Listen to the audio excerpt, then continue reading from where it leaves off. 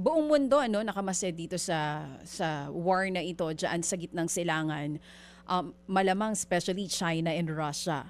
Oo. Gaano kahalaga itong nangyayaring gulo ngayon sa Middle East for China and Russia? Actually, nagkaroon ng UN Security Council meeting. And in fact, Bahrain offered a UN Security Council resolution enjoining the members of the UN to help in the efforts to reopen the Strait of Hormuz.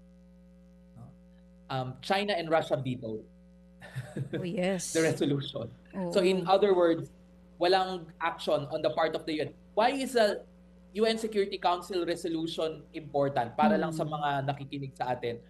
Kasi pag nagkaroon ng UN Security Council resolution, all members of the UN are enjoined, or in fact are heavily pushed, in fact almost compelled, nasa UN Charter yan, to implement.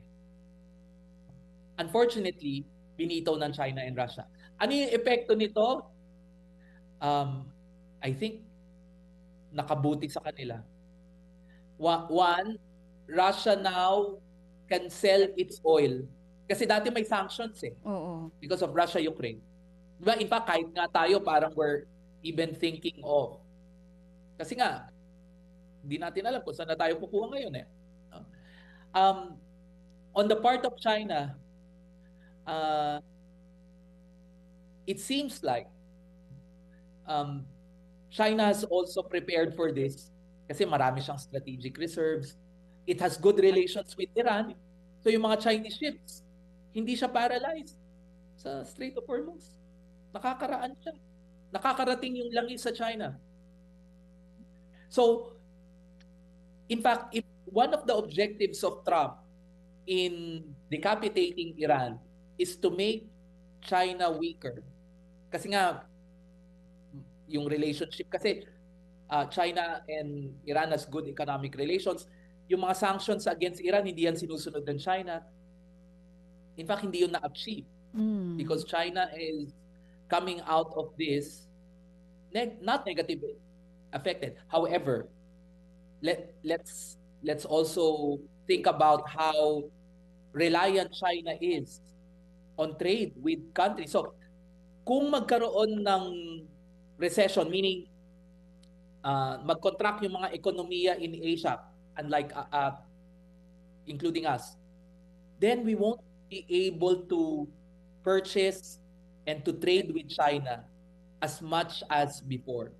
So in other words, Chacha and Mase, kahit sabihin natin China is not totally negatively affected, pinapakita nitong crisis na to, yung ekonomiya ng lahat ng bansa sa mundo magkakakonekta. Oo. So Prof, pag humina, sa madaling isa.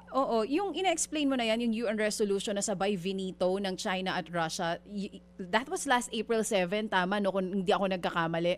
Parang ang Yes, pinapakita ba nun is they're not siding dun sa magiging positive effect nito sa Amerika?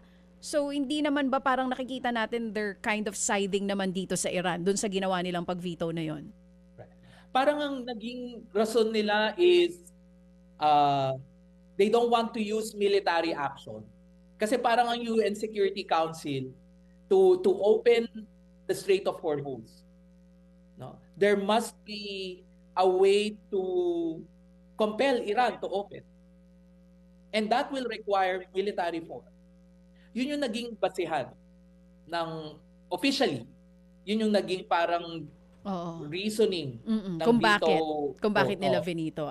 But of course, alam natin yung total. Yeah, yung totality kung ano talagang dahilan. Yes, because at the moment, economically, direct economic cost, wala namang direct economic cost Yung pag-close ng Strait of Hormuz sa Russia and China.